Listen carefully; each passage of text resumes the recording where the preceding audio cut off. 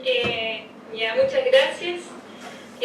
Bueno, primero saludar a todos los miembros de la comisión, el director de escenario, a las personas acá presentes. Somos del Centro Cultural Nuestras Manos y, como mencionamos en nuestra presentación, papel, el eje de nuestra presentación tiene que ver con un área de salud y educación. El hecho de que podamos participar en esta reunión y debatir un tema complejo es gracias no solo a que se han dispuesto los espacios y las tecnologías, sino a que todos manejamos el lenguaje, ¿no es cierto? Y esto nos hace capaces de expresar y de comprender ideas complejas. Quisiera preguntarle si alguien se acuerda cómo aprendió a hablar. ¿Hablar en español o hablar en lengua de señas en el caso de las personas sordas? Lo más probable es que no. La adquisición de la primera lengua es algo que se desarrolla naturalmente desde que nacemos, si es que estamos expuestos a ella, ¿ya? En el caso de las personas sordas, el lenguaje de señas, si es que tienen una exposición natural, pueden adquirirlo naturalmente. Ahora, ¿qué pasa si es que existe algo que obstaculiza esa adquisición natural del lenguaje? Ese es el tema de nuestra conversación de hoy día. No sé si tienen la presentación ahí ustedes. La presentación dice, bueno, primero la primera lengua se desarrolla naturalmente, desde que nacemos al estar expuesto a ella. Sabemos que existe un periodo crítico para el desarrollo del lenguaje, que es entre los 0 y los 3 años aproximadamente. Si un bebé sordo se expone tempranamente a la lengua de señas, su progreso en esta lengua va a ser similar a la de los niños oyentes en la lengua oral. En condiciones normales, alrededor de los 4 años, la mayoría de los niños ya puede hacer preguntas, dar órdenes, relatar historias reales, imaginadas, usando las palabras o las señas en el orden gramatical correcto y las señas correctas. Entonces, frente a esta posible obstaculización en esa adquisición natural del lenguaje, podríamos decir que las políticas y los planes para atender a la población sorda o hipoacúsica actualmente, para atender a esta población en su primera infancia, están obstaculizando el desarrollo normal del lenguaje. Para tener una noción del contexto, quizás ideas más o menos generales que probablemente conocen algunas, se habla de que el 95% de los niños sordos son hijos de padres oyentes. ¿Ya? Padres oyentes que no tienen antecedentes de usar la lengua de señas, de conocer a la comunidad sorda, por lo tanto son familias que requieren apoyos especiales para brindar contextos lingüísticos estimulantes que permitan la adquisición del lenguaje. Ahora, en nuestro contexto nacional, las orientaciones e intervenciones del Ministerio de Salud se centran exclusivamente en la rehabilitación auditiva, con el uso de audífonos, implantes cocleares y terapias auditivo-verbales. Si es que uno revisa la guía clínica AUGE, recién la lengua de señas se presenta alrededor de 3 años después de que no hay resultados con las demás intervenciones terapéuticas. Después de los 3 años, cuando vemos que ya ha pasado un periodo temprano de desarrollo del lenguaje, o sea, se ha perdido un periodo crítico importante. ¿A qué se debe esto? En parte, algunas causas acá. Mencionamos una visión patológica de las personas sordas, se les ve como sujetos deficientes que deben ser intervenidos médicamente, a un no reconocimiento de la lengua de señas, a creencias erróneas entre profesionales que no tienen suficiente información, creencias erróneas que llevan a dar ciertas orientaciones que tienen consecuencias graves. Y desde aquí entonces que estas orientaciones tengan que ver con que se disuade a las familias de utilizar lengua de señas, se recomienda aislar a los niños de entornos donde se usa la lengua de señas, en periodos que son decisivos para adquirir la primera lengua. Y todo esto significa un importante riesgo de deprivación lingüística, déficit cognitivo asociado y problemas socioemocionales, entre otros problemas del desarrollo. Entonces, es esta manera actual de intervenir cuando se detecta discapacidad auditiva que está contraviniendo recomendaciones de estudios científicos, de la Convención de Derechos de las Personas con Discapacidad y de otros instrumentos internacionales de derechos humanos, y también contraviene en el fondo las propuestas que históricamente ha planteado la comunidad sorda a nivel mundial, que tienen que ver con el reconocimiento de la lengua de señas, con el uso desde temprana edad para favorecer un desarrollo integral. Puedo mencionar algunas conclusiones de estudios científicos, un estudio de Humphries y colaboradores del 2014, bastante reciente, dice que todos los recién nacidos sordos y niños con sordera adquirida recientemente deben aprender lengua de señas independiente de si reciben o no un implante coclear o un audífono. El aprendizaje temprano de la lengua de señas, este es un estudio del Instituto Nacional de Salud de Estados Unidos, del 2011, el aprendizaje temprano de la lengua de señas reduce riesgos de deprivación lingüística, deficiencia cognitiva y aislamiento psicosocial, y no existe, por lo tanto, ninguna ventaja en retrasar la exposición a la lengua de señas. ¿Ya? Se va haciendo la relación con lo que ocurre en Chile, que se retrasa la exposición a la lengua de señas. Otras conclusiones de estudios, un estudio de Mitchell, esto respecto al implante coclear, que actualmente es la principal respuesta que propone el Ministerio de Salud y también que se ha difundido mucho en los medios de comunicación. Respecto al implante coclear y a la audición funcional que da, un estudio de Mitchell del año 2004, realizado con 2.950 personas, sobre la capacidad de audición funcional con implante, encontró que un 11,7% no tenía audición funcional, un 50,5% tenía una audición severamente limitada, el 33,4% ligeramente limitada y solo un 4,4% tenía una audición que funcionaba normalmente con el implante, o sea, un número bajísimo. Otros investigadores, en el fondo investigadores del área de la audiología, que defienden el uso de los implantes cocleares, sostienen también que, aquí hay una cita, persiste una enorme e inexplicable variación en los resultados de la implantación y subsisten los desafíos de garantizar un uso de por vida del implante, ¿se entiende?, y sus beneficios. Incluso en condiciones óptimas, la implantación del implante coclear no garantiza la adquisición de la primera lengua. Muchos niños experimentan poco o ningún éxito en la adquisición del lenguaje con el implante coclear y recurren tardíamente a la lengua de señas. Cuando recurren a la lengua de señas, si no, los casos son más graves aún.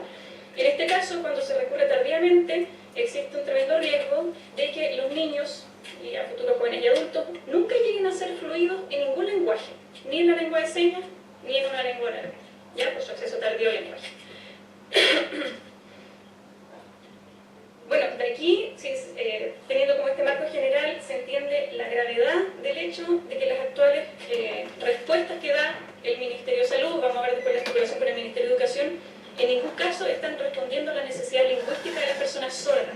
Y con esto se está generando una discapacidad, o sea, con esto se están generando limitaciones en el desarrollo, solamente con un enfoque médico-asistencialista centrado en la audición y no en una visión más integral.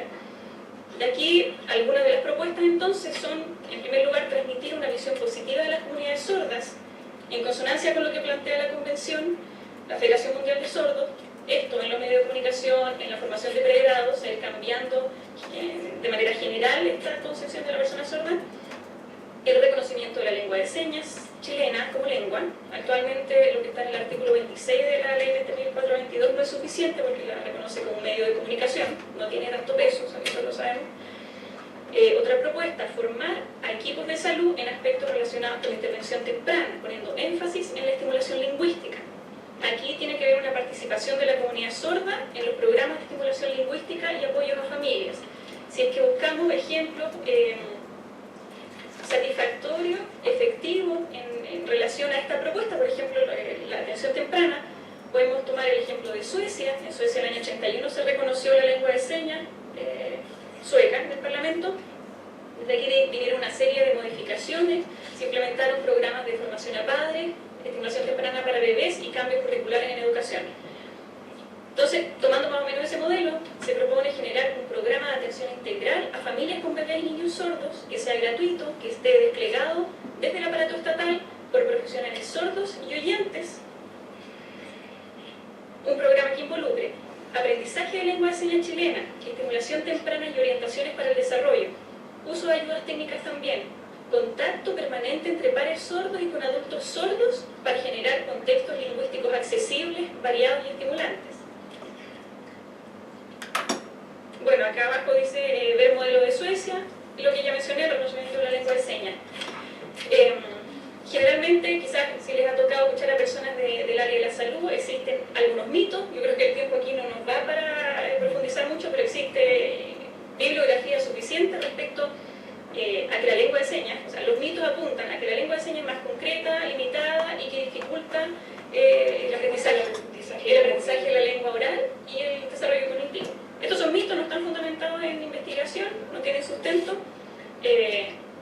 Por lo tanto, eso podría uno encontrarse con las barreras desde la profesión médica y otras áreas relacionadas con por qué entregar la lengua de señas. ¿Ya? Que la lengua de señas va a dificultar el aprendizaje de otras lenguas, pero es importante señalar que no es así. ¿Ya? Ahora, la articulación con educación, generalmente nosotros, las comunidades sordas luchan principalmente como con el lema de la educación. Nosotros preferimos acá, para esta presentación, enfocarnos en salud, porque el área de salud es quien atiende tempranamente a los bebés y niños, pero no deja de tener importancia la articulación con educación. Creemos que hay otro equipo que va a presentar y va a profundizar un poco más en educación, que hay gente de Santiago y no sé si de otras regiones que tienen escuelas para sordos. En contra de la educación inclusiva. Sí. Ya, entonces esta presentación, aún cuando da para mucho, vamos a tratar de hacerla un poco rápida. Pasando a educación, como antecedente histórico de la problemática de la educación de la comunidad sorda, es la preponderancia de una ideología oralista, o sea, se ve como superior a la lengua oral y quienes desarrollen el lenguaje oral, y grado inferior quienes utilicen otras lenguas que no sean orales. Las escuelas regulares no responden a las necesidades de la comunidad sorda. Como vimos anteriormente, los bebés y niños sordos necesitan un contexto donde se usa la lengua de señas para poder adquirirla. Eso, como no se da, en el fondo los niños pasan muchos años sin adquirir un lenguaje, llegan a la escuela, y es la escuela de sordos la que brinda esta posibilidad de adquirir la lengua de señas.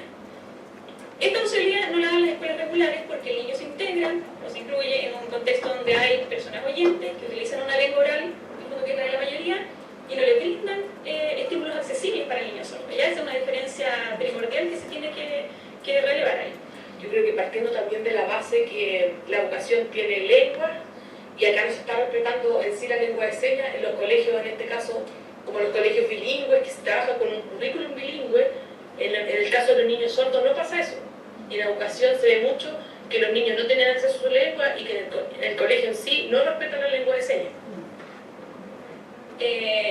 Eso tiene que ver entonces, no respeto a la lengua de señas, hace que los estudiantes sordos vivan experiencias, hablando de integración o inclusión, viven experiencias sistemáticas de incomunicación en la escuela, no participan del proceso de aprendizaje ni de la formación general, de igual forma que los compañeros oyentes. Hay incluso ejemplos de escuelas que niegan la lengua de señas, escuelas regulares o escuelas para sordos, que acá, por ejemplo, en la región y en otra parte también están negando el uso de la lengua de señas, y esto significa en general vulnerar derechos que están consagrados en instrumentos internacionales de derechos humanos. Es un poco difícil esperar que las escuelas regulares lo que aprendan en la comunidad sea suficiente para que el niño sordo se desenvuelva bien.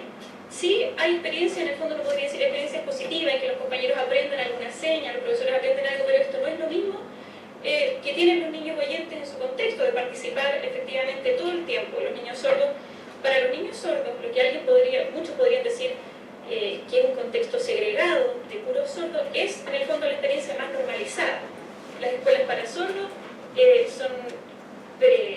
tienen sus materiales especiales, tienen una forma de distribuir la sala, por ejemplo, un círculo que no la tiene la escuela regular. Los niños pueden comunicarse directamente con los profesores y no están mediados siempre por un intérprete, cuando existe intérprete. Entonces las comunicaciones son grupales, naturales, más efectivas y significativas. Aquí entonces la parte de la problemática de los puntos finales dice que aún con la presencia de intérpretes en la educación regular, esto no suple el rol fundamental que tienen las escuelas de sordos, en el fondo que son los espacios donde naturalmente los niños adquieren la lengua, se desenvuelven y aprenden naturalmente su primera lengua. Como decía Paulina también, un tema es que no se reconoce la lengua de señas y que se requiere, en el caso de la educación de sordos, metodologías especiales también para aprender la segunda lengua, en este caso el español de Chile, en su modalidad lectoescrita y para quienes pueden en su modalidad oral. Nuestra propuesta, esto es muy sintetizado y perdón si he entregado información todo demasiado rápido, quizás un poco desordenada, pero con la intención de informar mucho ya. La propuesta, hay algunos puntos, son 1, 2, 3, 4, 5, 6 puntos, que dice realizar cambios legislativos para fortalecer la educación bilingüe para sordos. Ya vemos un riesgo importante en este afán de hacer, entre comillas, desaparecer la educación especial. obviamente, pero en general, si uno ve la realidad de otros países, se habla de inclusión, la inclusión es positiva, pero siempre exceptuando la realidad de las personas sordas. Cuando hay una lengua distinta, la educación regular no da, aún con proyectos inclusivos, la educación regular no da para responder a las personas sordas, ¿ya? Tienen que ser contexto bilingüe. La segunda propuesta, entonces, es agrupar a niños y niñas sordas desde el nivel preescolar, dar urgencia al aprendizaje de la primera lengua en contextos de comunicación real, mejorar la formación de pregrado. En las universidades actualmente no se está entregando una formación de calidad para que los profesores sean capaces de hacer clases a niños sordos. Entonces, educación de calidad y bilingüe, no... Ahora, a lo que va con educación de calidad y bilingüe se puede mencionar como los colegios de idiomas, así como el alemán, el francés, el inglés, que en sí fomentan y los niños están insertos en un país que es Chile, respetan una lengua y comprenden una cultura distinta. A eso se va con la educación bilingüe también de las personas sordas. Por lo tanto, los profesores que trabajen en estos colegios tienen que haber pasado por una formación de pregrado que los prepare para eso. Actualmente, los profesores que trabajan con sordos son profesores diferenciales. La mayoría de las universidades tienen un enfoque todavía rehabilitador, ya no un enfoque de derechos humanos. Por lo tanto, ahí parte de las propuestas es cambiar la formación de pregrado. Otra propuesta más, creación de escuelas bilingües para sordos en cada región. Actualmente, por ejemplo, en nuestra región no existe una escuela para sordos, ¿ya? La única respuesta es integración escolar, con toda la problemática que ello significa. Los chicos llegan a los 5, 6, 7 años sin manejo de ninguna lengua. Las horas que se brindan para los profesores y que trabajan con estos niños tampoco son suficientes, por lo tanto uno tiene que elegir qué asignatura es más importante para el niño para poder enseñarle. Y aumentar la formación de intérpretes y supervisar la situación actual en la que se encuentran los estudiantes sordos para implementar cambios más urgentes, ¿ya? O sea, una necesidad de crear estas escuelas, crear buenas escuelas, formar buenos profesores, que participe la comunidad sorda, pero actualmente hay cosas urgentes. Por ejemplo, suspender la prohibición actual que tienen algunas escuelas de usar lengua de señas, ¿ya? Escuelas acá en la región y sucede también en otras partes, por metodologías oralistas. Cambiar a profesionales que no estén brindando apoyo. O sea, sucede ahora que los chicos sordos también, apuntando los derechos de los niños sordos no están teniendo la posibilidad de opinar ni de expresar cómo se sienten, cómo están viviendo la educación, o tampoco muchas veces tienen el criterio para evaluarlo, pero vemos que hay profesionales que no tienen las competencias, que están con horas en el fondo de apoyo sin brindar una educación real. Hasta aquí teníamos la presentación. Si es que nos queda tiempo, no sé si alguien quiere... Yo quisiera igual agregar algo al final. Desde mi experiencia de educador diferencial, llevo 7 años trabajando en integración y el sistema no funciona bien. Es una idealización falsa de que algún día se va a lograr la inclusión con niños que hablan otro idioma. Es una lengua diferente que no la manejan los compañeros, los profesores. Es súper difícil. Estamos en un sistema muy cuadrado donde tiene que decirse, donde todo es rápido, no hay horas, no hay tiempo en la educación regular para enseñar la lengua de señas a los compañeros o a los profesores.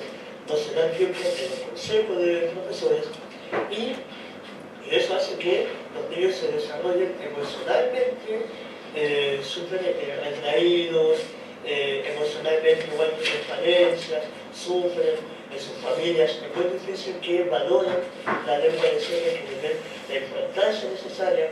Si en la casa no conversan con ellos a la hora del almuerzo, esa información incidental a la que ellos pudieran acceder, no la tienen. Entonces, eso se refleja igual en la escuela, que eran los niños a los 6 años, sin saber, cuando yo les pregunto, ¿qué es eso? ¿Por qué? No saben. No saben responder una pregunta. Entonces, es súper difícil liberarlos, y mucho más aún que desarrollen una segunda lengua que es el español, ya sea hablada o de forma escrita o leer. Es súper difícil. Lo primero es una lengua de señas bien desarrollada y para eso debe ser necesariamente en un contexto de educación bilingüe, ojalá una escuela de sordos. Pero en la mesa que está acá presente, la mayoría somos docentes, trabajamos con personas sordas hace tantos años, entonces la experiencia que presentamos, si bien es regional, se replica en las otras regiones. La Katy no está en la pantalla, una persona sorda, hacia acá, para que si es que la persona sorda vaya que la vea. En el caso de las personas sordas siempre nos encontramos con dificultades, vemos que lo más importante es el desarrollo temprano para poder asegurar un desarrollo positivo posteriormente. Si es que pensamos en el fondo de los profesionales, ¿cómo aprenden los profesionales? Se formaron en la universidad, los médicos, los profesores, en general ellos se forman ahí, pero no saben de estos temas. Los profesionales a veces buscan teoría, buscan información y como que generalmente se van hacia un enfoque médico porque ese es el que tradicionalmente se muestra. Si dentro de la universidad no se conoce el tema, la idea es que se busque el contacto con las comunidades sordas para generar un vínculo desde ahí y desde ahí formar a los futuros profesionales, y esto va a ser cambios permanentes. Porque en la educación nos encontramos con que la gente tiene desconocimiento y empezamos a buscar la raíz de eso y se encuentra atrás, que generalmente está en la formación inicial. Entonces es un buen eje cambiar la formación de pregrado para cambiar a los profesionales, que son en el fondo quienes se paran también como expertos ante esos temas, pero es necesario reconocer la experticia también de la comunidad sorda, pero en muchas otras temáticas.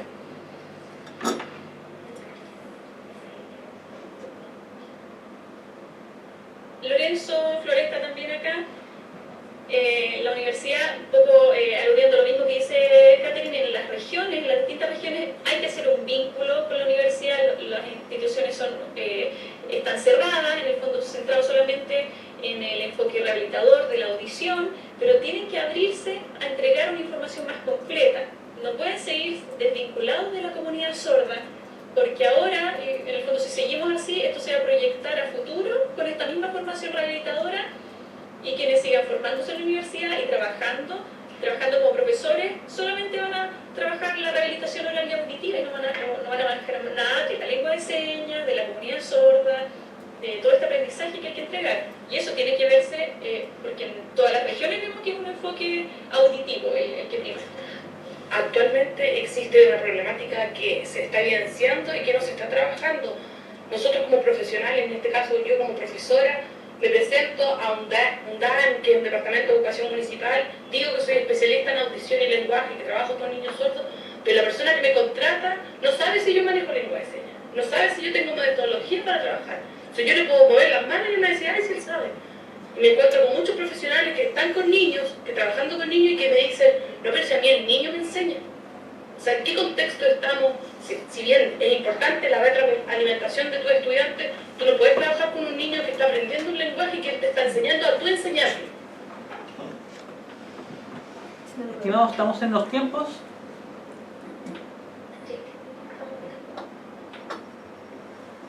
¿Ya? ¿Requieren redondear alguna idea, algo más?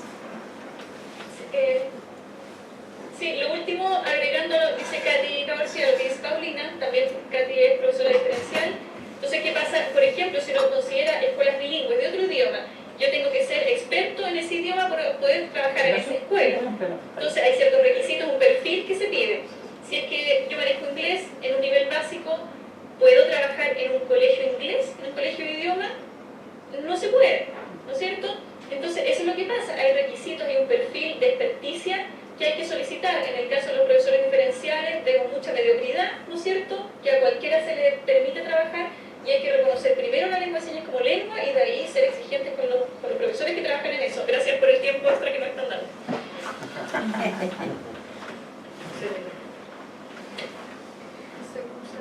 Ya, no para nada, es parte de los ajustes razonables necesarios, en la medida que tenemos la interpretación y de esa manera poder obtener la mayor cantidad de información.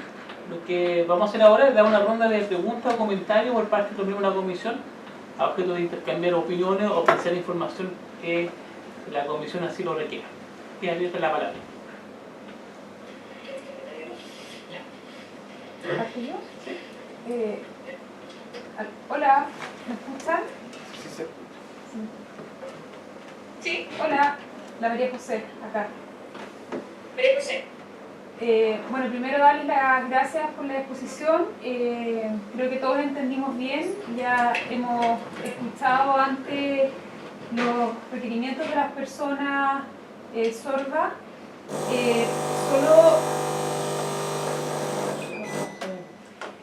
Solo decirle, para, no sé si es su tranquilidad, ¿no? Pero para comentarles que me ha tocado trabajar en la comisión técnica del Ministerio de Educación para Educación Inclusiva, y aunque efectivamente la recomendación que vamos a sacar en el documento es transitar hacia educación inclusiva, es decir, disminuir progresivamente las escuelas especiales, la recomendación es muy clara respecto de la población sorda, que es mantener, fortalecer y aumentar la cobertura de escuelas especiales para personas sordas, entendiendo que el requerimiento y que además el lenguaje constituye realmente una cultura, y que efectivamente todavía no hemos encontrado un sistema que en la educación inclusiva pueda dar respuesta a la necesidad que tienen.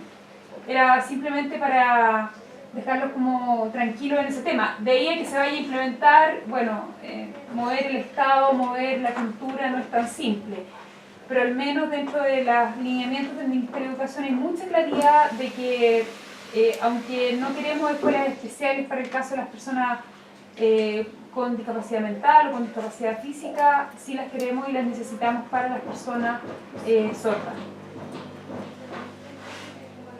Gracias, qué bueno escuchar eso.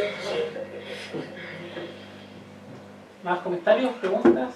Y también decirles que dentro de las medidas que hemos propuesto en este documento está totalmente alineado con lo que ustedes están diciendo, que es la creación de al menos una escuela bilingüe por región.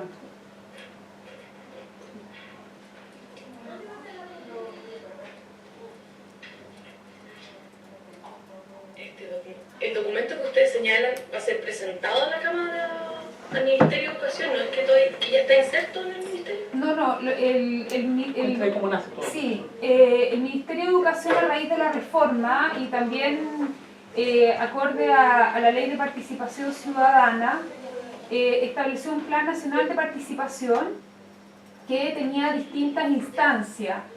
Y actualmente el Ministerio constituyó 4 mesas técnicas respecto de calidad, financiamiento, provisión, y una mesa técnica respecto de inclusión. Y lo que se espera de esa mesa técnica es un informe que dé orientaciones al Ministerio para la implementación de aquellas condiciones que son necesarias para que exista educación inclusiva y de calidad realmente para todos.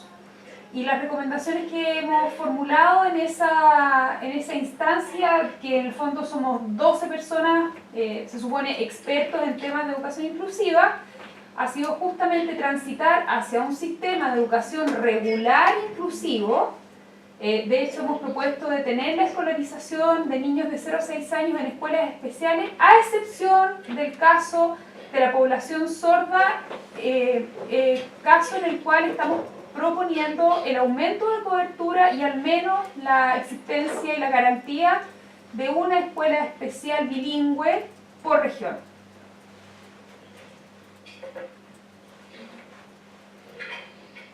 Qué bueno.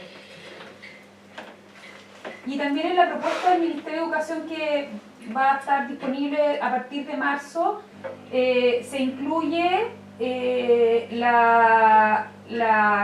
diría casi imperiosa necesidad de la certificación de la lengua de señas chilena, que es un tema que ustedes tienen, la certificación de los intérpretes de lengua de señas, y también la recomendación de contratar a profesores sordos que enseñen la lengua de señas, justamente porque la lengua de señas es mucho más que una lengua, es una cultura.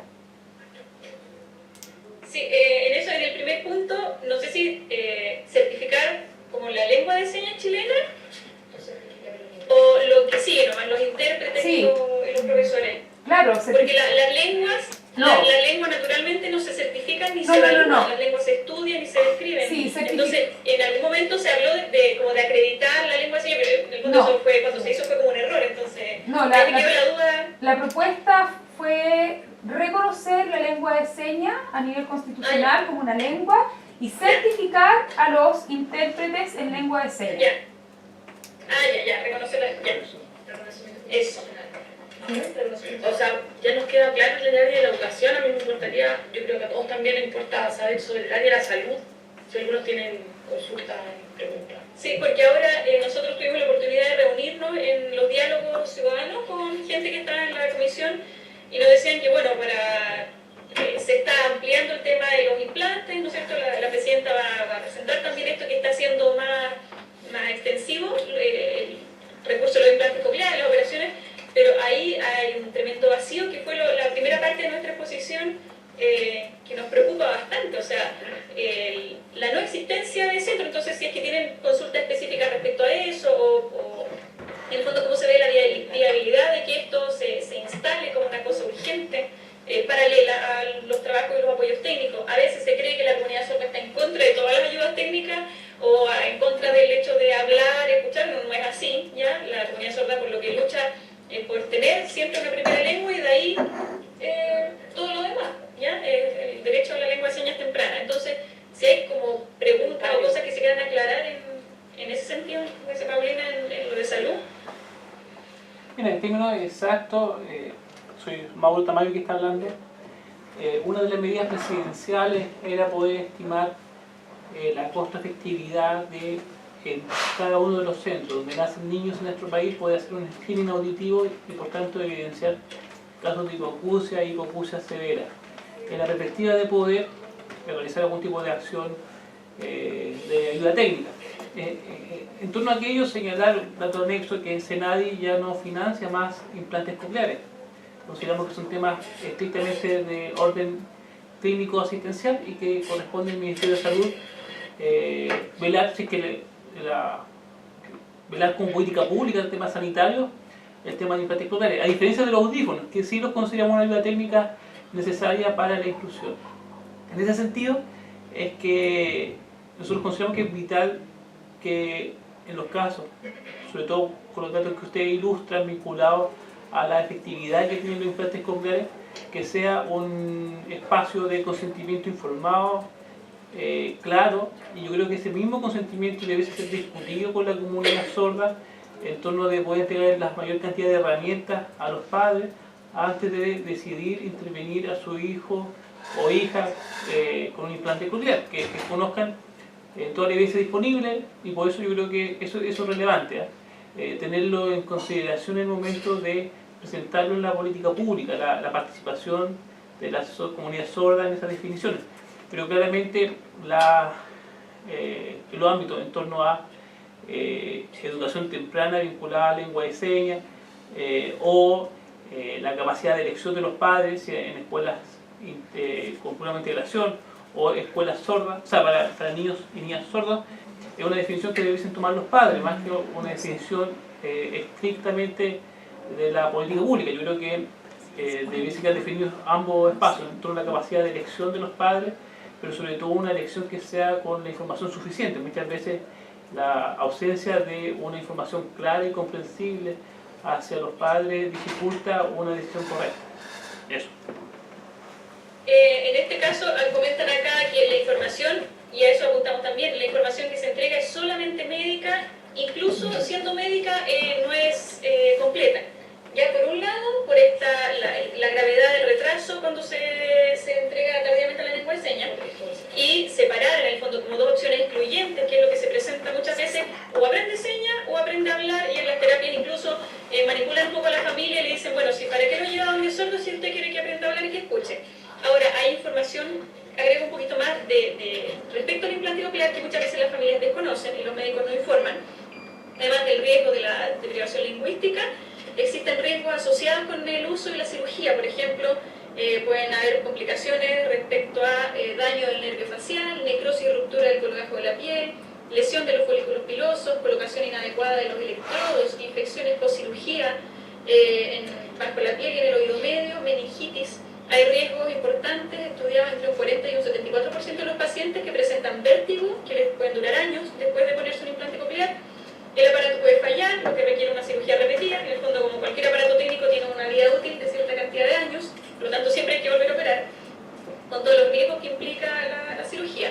Y otros riesgos que a las familias a veces no se les dicen, y tampoco los niños deciden sobre eso, es que los sordos en general tienen restos auditivos de los cuales disfrutan, que utilizan, y con la cirugía del implante coclear pueden perder esa audición previa y quedar completamente sordo. Entonces hay un trabajo que hacer, no solo solamente dejar a la profesión médica que siga su curso y siga informando con lo que están haciendo actualmente, sino que hay que entregar más información y de verdad instalar programas y no solamente dejarse la educación. O sea, la gente, las familias deben tener una libertad de elegir, sí, que tienen la información adecuada, pero tiene que haber algo que presione un poquito más a que los niños tengan acceso al lenguaje, porque la realidad es que muchas familias quizás no van a tener no sé si la posibilidad, o no van a tener quizás algunos la voluntad de aprender otro idioma, y eso es real. Y lo que se hizo en Suecia, en el fondo, quisieran o no los padres, también sí se trabajaba con los niños en esta estimulación temprana, ya porque es un derecho en el fondo de los niños por sí mismos, ¿no? Es un recurso, sino No solamente como decisión que tenga que tomar la familia.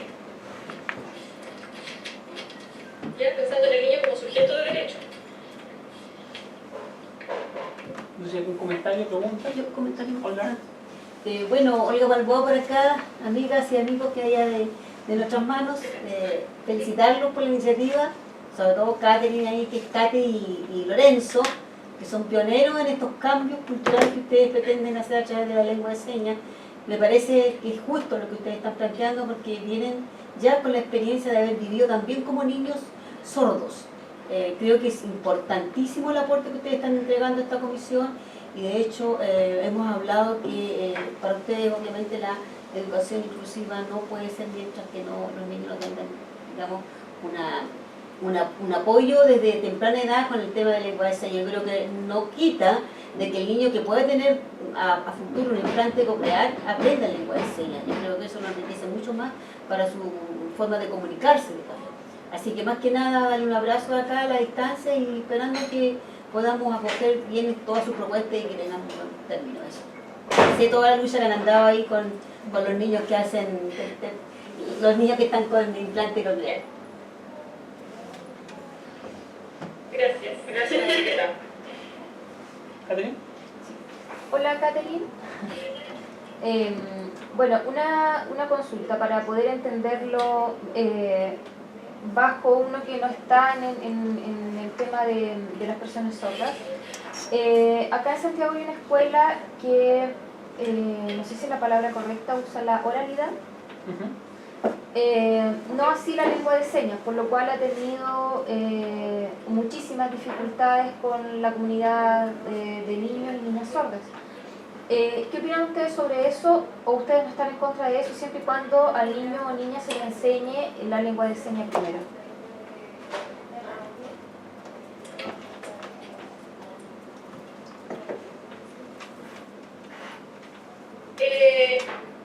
Lo que pasa, o sea, un tema fundamental antes de hablar nosotros es ver realmente qué pasa con los niños. Nosotros podríamos, o sea, hay que evaluar directamente a los niños cómo se sienten en en esa experiencia. Ahora, de esos niños que asisten a una escuela oralista, quizás algunos de ellos van a poder desarrollar bien el lenguaje oral, otros no. Entonces, cuando los niños sienten barreras para comunicarse, en el fondo esas barreras son reales. La oralidad, en el caso de los niños sordos, significa que solamente pueden conversar en diadas, de uno a uno, de cerca, mirándolo como con el apoyo de la lectura labial, con la audición que tengan.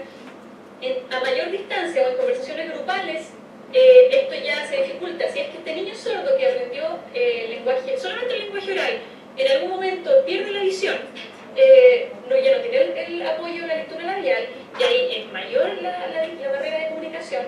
Entonces, el problema es que las familias, cuando no tienen información, recurren a, no sé, a lo que ven o a lo que les parece más correcto. Pero en el caso de los niños, no es una información, o sea, no es una educación suficiente. Lo que pasa con las escuelas oralistas en Santiago, nosotros ya hemos como comprobado esto conversando con los niños, es que uno conversa con niños de hasta de 10, 12 o más años, y los niños no son capaces de entablar una conversación. Quizás algunos sí, con mucho apoyo, pero en el fondo no es una comunicación natural. Pero la realidad es que muchos otros no tienen una comunicación fluida, entonces no es justo que en el fondo por ideologías preponderantes y ideologías fuertes, que es el oralismo, y en el fondo ver que esto es superior a la lengua de señas, hagamos sufrir a los niños la consecuencia de tener solo un recurso para comunicarse. Cuando los niños tienen la lengua de señas desde temprana edad, aún, como decía Olga, con implante, con audífono, los niños tienen mejor desempeño académico y social. Hay mucha investigación al respecto. Niños con implante coclear que están en escuela de sordos, por ejemplo, tienen mejores resultados académicos, mejores niveles de autoestima que niños con implante que solamente están solamente con una alternativa de comunicación, que es la lengua oral, tienen peor desempeño, y cuando la información es muy complicada, sí o sí necesitan la lengua de señas para lograr una mayor comprensión. Además que es un complemento, si lo vemos desde ese punto de vista, el lenguaje oral es un recurso a la lengua de señas. O sea, yo me comunico de lengua oral en situaciones simples. Hay estudios que comprueban que la gente que adquiere la lengua oral, personas sordas en este caso, no tienen un desarrollo del lenguaje oral como una persona oyente. Siempre va a ser más limitado. Entonces, si yo favorezco la lengua de señas y el recurso de la lengua oral, va a ser un complemento que va a favorecer el desarrollo de esa persona que en su momento como niño después va a ser un ciudadano de nuestro país. Gracias. Entonces, Lorenzo señala que, bueno, nos tocaba ver en las Olimpiadas para sordos, niños también en el fondo sordos que usan de colegio, que usan implantes y solamente comunicación oral, pero uno ve que estos niños en general quedan mirando a los que se comunican en señas y ya no están preparados en la seña, es como que ya son más grandes y no la aprendieron, entonces son niños que se enfrentan con barreras de comunicación. Entonces nosotros, que como sordos, le explicamos a nuestros niños que bueno, que son niños que tienen ahora una dificultad, que igual traten de integrarlos, de compartir con ellos, y los niños en estas instancias, niños oralizados, cuando están con otros niños sordos, como que se empiezan a acercar y empiezan a aprender la lengua. En fondo con modelos, y esos modelos hay que entregárselos. Uno ve que no es igual que esos niños oralistas apuntan las cosas, no se relacionan bien con los profesores, uno ve que emocionalmente no están bien. Entonces hay que entregarles siempre la lengua de señas. Una opinión, agrega Lorenzo. Gracias. Víctor. Hola, oye, primero agradecerles la presentación porque es un gran aporte para la comisión, porque estamos recolectando nosotros, la verdad, toda la información disponible, todos los aspectos, todas las miradas para hacer un plan para 10 años. Y una de las cosas que yo rescato dentro de mi ignorancia es que ustedes han empleado un concepto que me parece muy bueno, que es esto de lo bilingüe. O sea, realmente, porque cuando uno habla con personas que no están vinculadas a la discapacidad, que no tienen mayor conocimiento ni contacto, esto de hablar del lenguaje, de hablar de, qué sé yo, como una cosa tan externa, el concepto de bilingüe yo creo que apunta mucho para aclarar esta situación para mucha gente, así que me parece súper bien y les agradezco el aporte que han hecho. Una pregunta tengo. Gracias. Oye, yo quería hacer una pregunta respecto del tema de trabajo, porque creo que ya para todos nosotros es bastante más claro el tema de educación, pero ¿cómo una persona sorda en el mundo ideal de una escuela para sordos, es decir, que ha aprendido y habla en lengua de señas, cómo ven ustedes el proceso óptimo de incorporación al trabajo? ¿Cómo debería ser eso? Eso, qué bueno que salió la pregunta, porque en general es como uno de los miedos con lo que se encuentra la gente cuando dice, pucha, los sordos se educan, se crían entre sordos, ¿cómo se van a enfrentar al mundo, entre comillas, más abierto? Los niños sordos vienen de familias oyentes, ya tienen primos, familia, vecinos oyentes, o sea, toda la vida comparten con personas oyentes. Lo que entrega la educación bilingüe para sordos es un desarrollo integral en que tienen que desarrollar una primera lengua de la forma más, en el fondo, completa, para desarrollar todas sus habilidades como persona, desarrollar la segunda lengua, que es la lengua de la mayoría, en el fondo de nuestro caso, el español de Chile, lecto-escrito y el que pueda oral, y con eso los niños tienen todas las herramientas para desenvolverse en el mundo del trabajo, ya las personas jóvenes y adultas. Lo que vemos, ahora en general, los casos más exitosos, perdón por poner el ejemplo acá, pero son niños sordos, hijos de familia de sordos, porque ellos tienen el lenguaje temprano, van a la escuela para sordos, y después de todas formas se pueden desarrollar en ambientes laborales, porque la gente sorda siempre encuentra la manera de comunicarse. Tenemos que además ir apuntando a objetivos mayores, que son el reconocimiento de la diversidad lingüística en Chile, que hay más lenguas que el español. De la persona sorda, educada en un contexto bilingüe, tiene que salir de la escuela, que no es lo que sucede ahora, manejando el español escrito para poder desenvolverse en los espacios laborales. Una persona no por ir a educación regular, una persona sorda significa que va a salir leyendo y escribiendo, ¿ya? Lo que pasa muchas veces es que van pasando de curso, como mencionaba acá Sebastián, profesor también, a los niños no se les entrega una formación de calidad y resulta cuarto medio y tienen muchas menos competencias que un niño educado en educación de sordo, ¿ya? Entonces no significa que esta segregación aísle a los niños y los tenga en una burbuja en que no sepan después desenvolverse en el mundo, entre comillas, de las personas oyentes, ¿ya? Disculpa, pero en mi caso, por ejemplo, yo soy Paulina, soy hija de padres sordos y mis papás estudiaron en un colegio de sordos. Ambos papás trabajan, son profesionales, o sea, si lo vemos desde ese punto de vista, ellos tuvieron la herramienta para poder desenvolverse desde una perspectiva ya con una identidad propia. O sea, yo lo escucho y mi postura frente al mundo es que o conversas conmigo más lento o me escribes, pero no dependen de alguien. Y eso se nota mucho cuando hay niños en integración, por ejemplo, que están acostumbrados a pedir ayuda y siempre dependen de otra persona. Es sumamente distinto a gente que ya se desarrolla y se desenvuelve como persona autónoma. Okay. Claro, en este caso, lo que rompe un poquito el esquema es que la educación de sordos, la educación bilingüe, donde hay puros niños sordos, vuelve a los niños más autónomos, más empoderados, porque en el fondo, como decíamos antes, no necesitan un profe al lado, no necesitan un intérprete, sino que ellos conversan con el que quieran, ven niños más chicos, cómo hablan, ven niños más grandes, ven cómo se comunican, hablan directamente con los profesores, hablan con el personal de la escuela, porque es una escuela bilingüe en general. Por lo tanto, ellos se acostumbran a que en la vida van a ir a enfrentarse a conversar con cualquiera, ya aunque hablen de idioma. Ok, Ya, gracias. te damos las gracias a la agrupación Centro Cultural Nuestras Manos por haber participado. Tanto esta exposición está siendo grabada y los documentos que nos hicieron llegar estarán a disposición de quien quiera revisarlo en la página web de la comisión para así llegar a mayor cantidad de personas. Y darle nuevamente las gracias a la organización Centro Cultural Nuestras Manos.